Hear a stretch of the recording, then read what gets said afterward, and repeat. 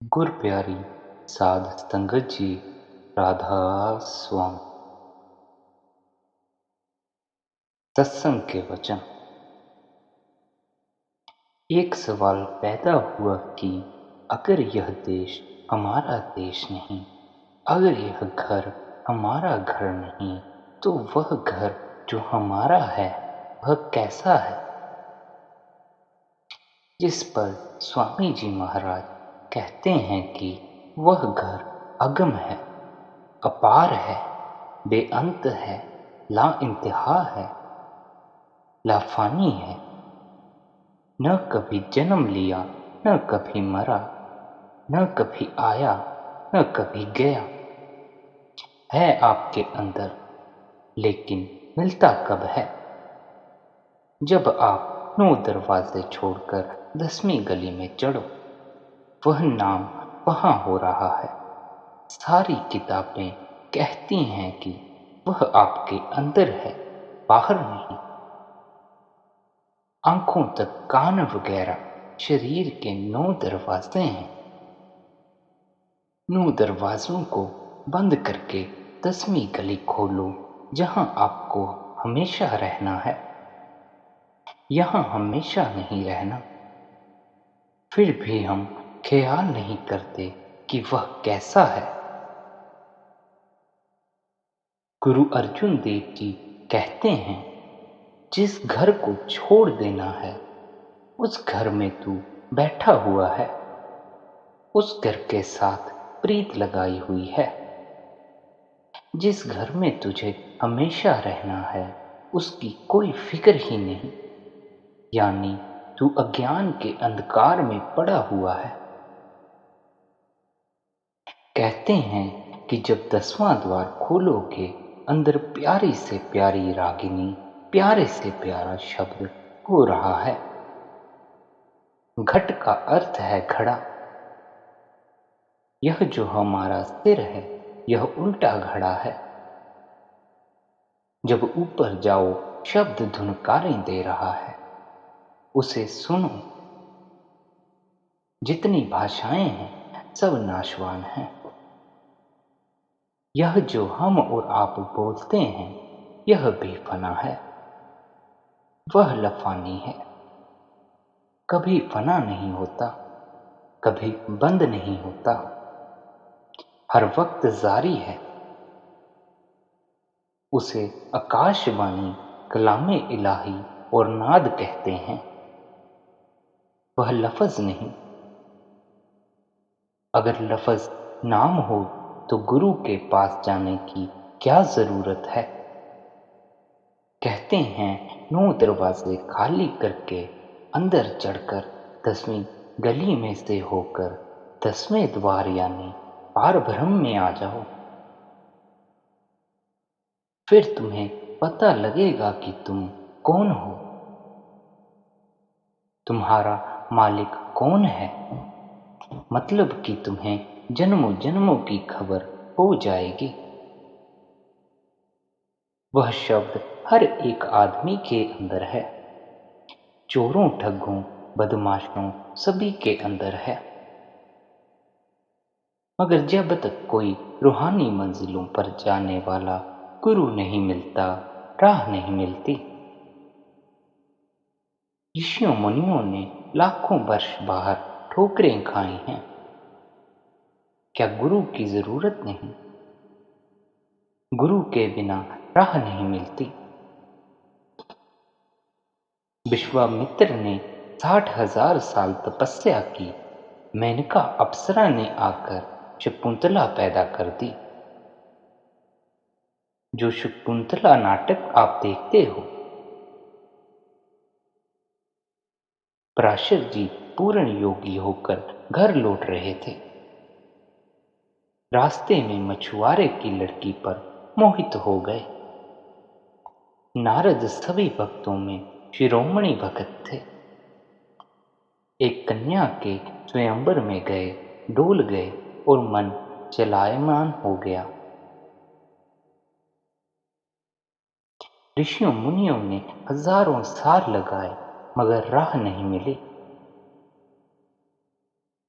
बगैर गुरु के हजारों साल ठोकरें खाओ, वह नहीं मिलता।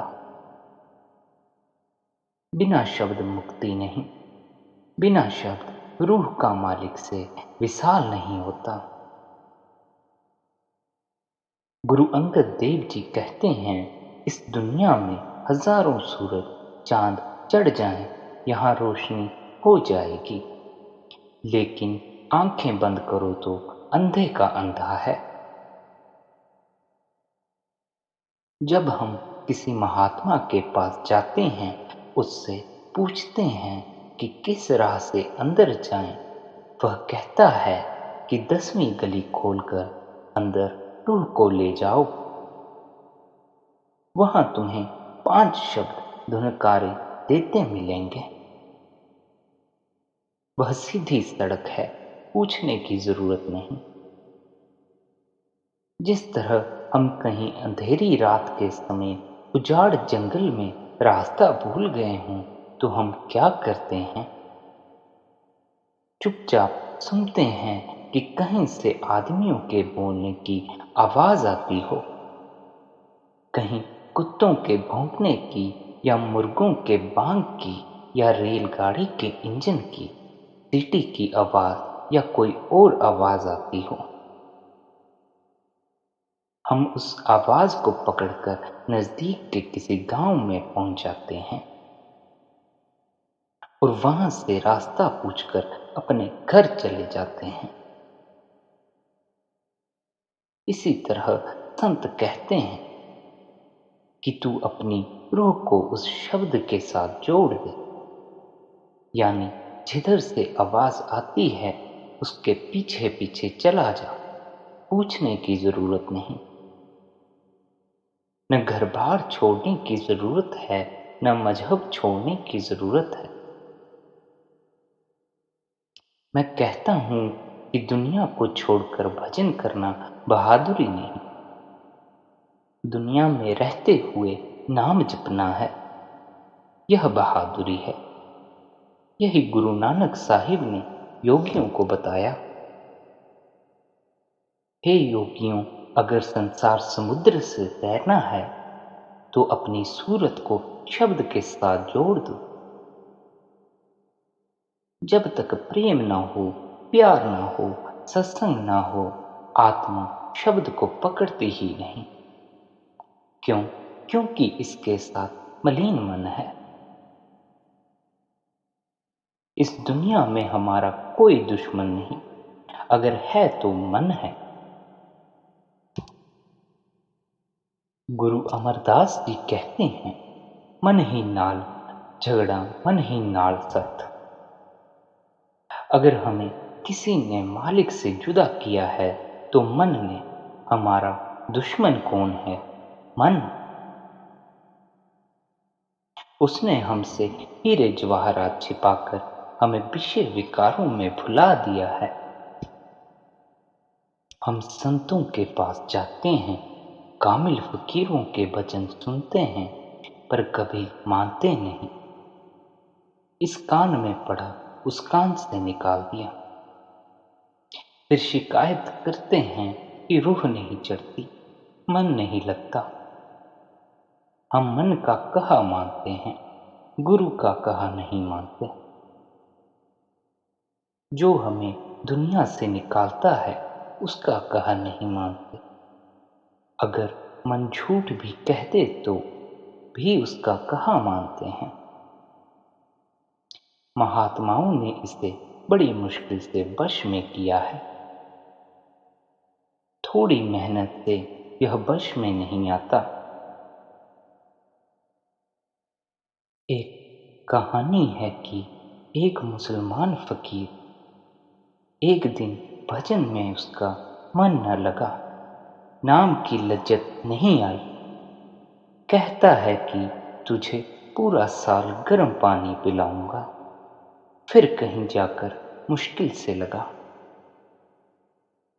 हम थोड़ी देर बैठकर उदास हो जाते हैं, भजन छोड़कर उठ बैठते हैं। एक सत्संगी ने कहा, हजूर, जब तक आप दया ना करो मन लगेगा ही नहीं।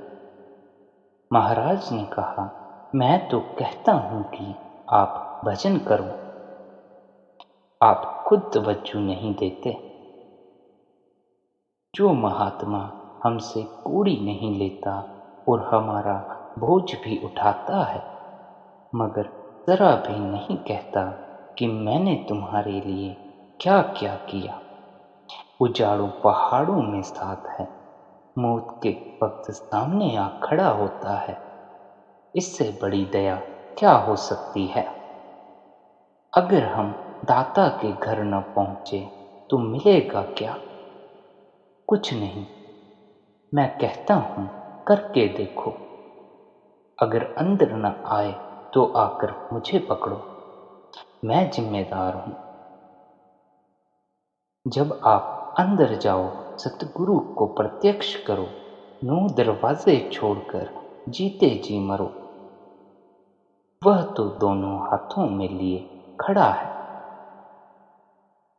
संत महात्मा दात देने के लिए आते हैं, मगर हमारे खोटे भाग्य कि हम लेते नहीं।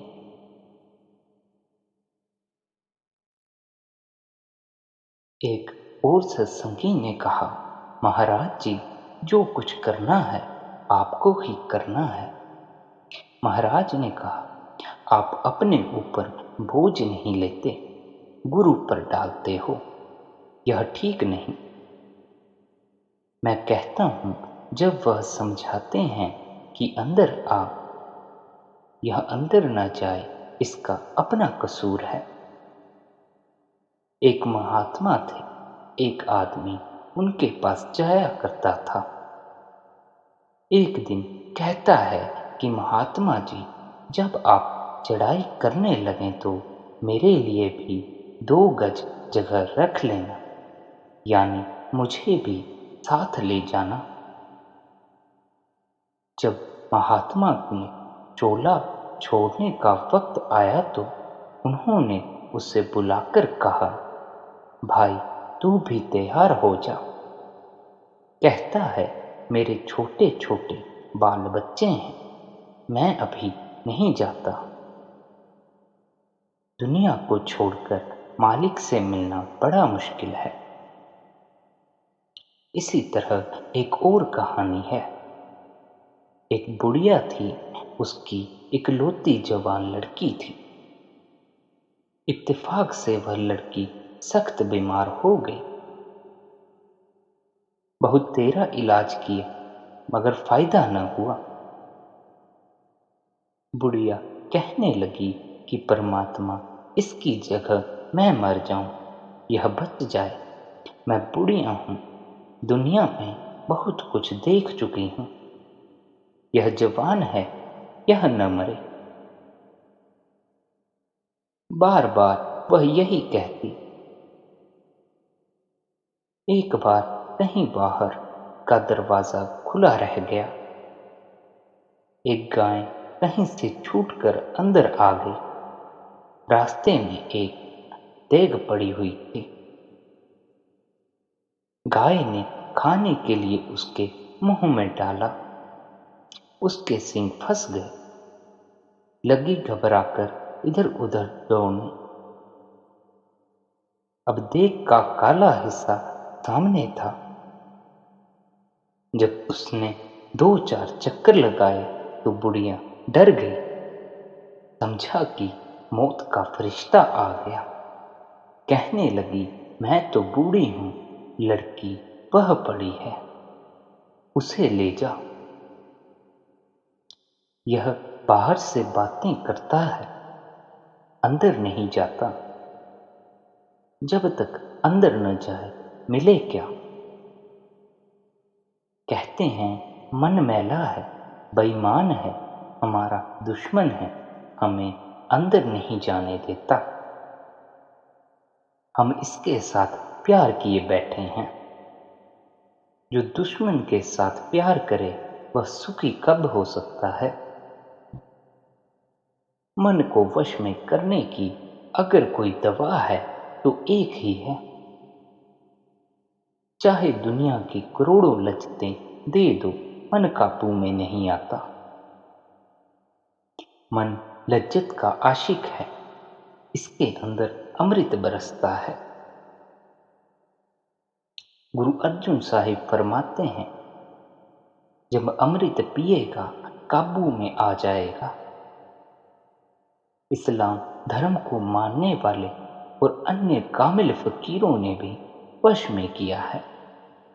तो इसी दवा के जरिए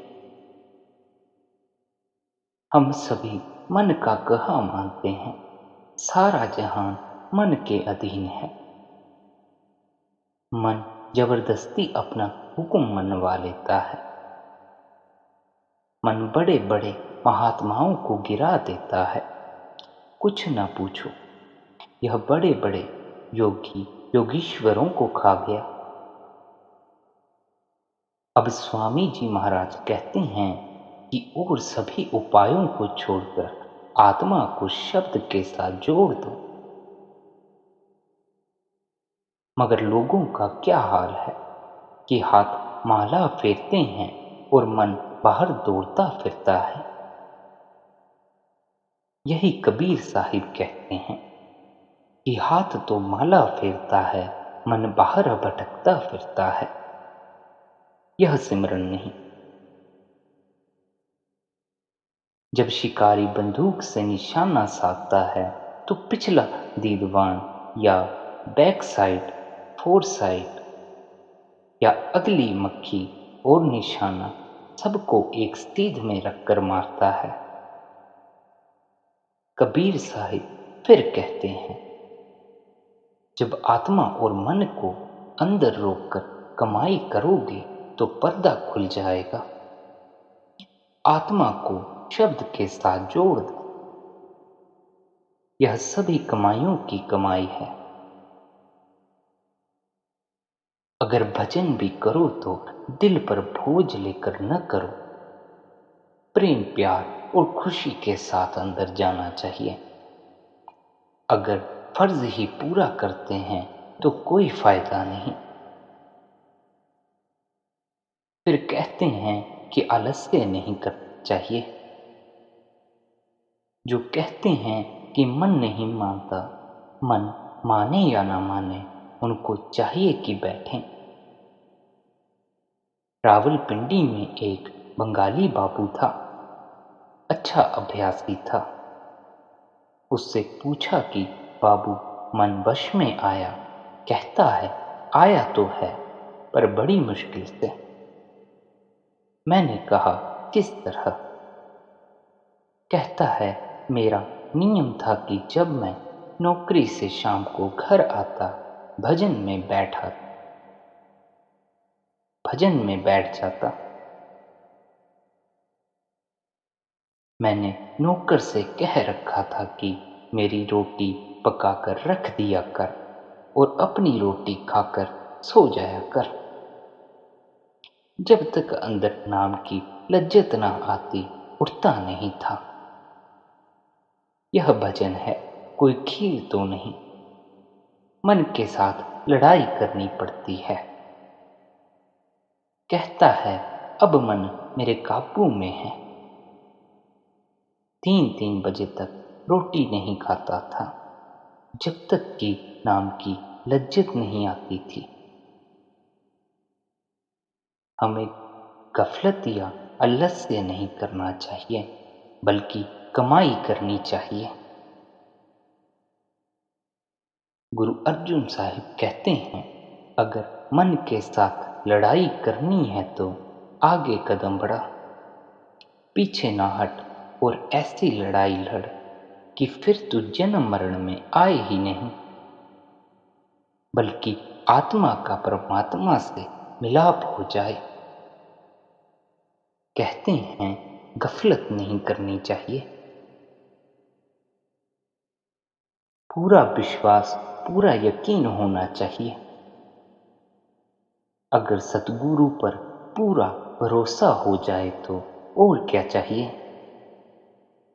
पाप करने में बेशक आलस्य करो, लेकिन भजन के वक्त आलस्य नहीं करना चाहिए।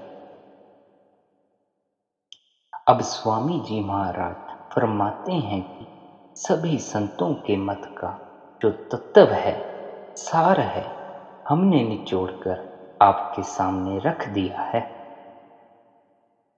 जो सचखंड पहुँचे, सभी का तत्व और मत एक ही है। सारे वस्तु क्या है?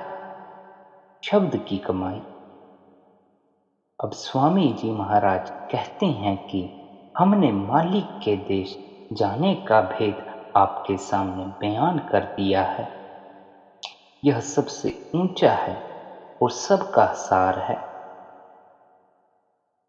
शिष्य का धर्म है कि इसे मानकर खूब मेहनत के साथ कमाई कर। अगर मान लोगे तो तुम्हारी मुक्ति हो जाएगी। राधा स्वामी जी।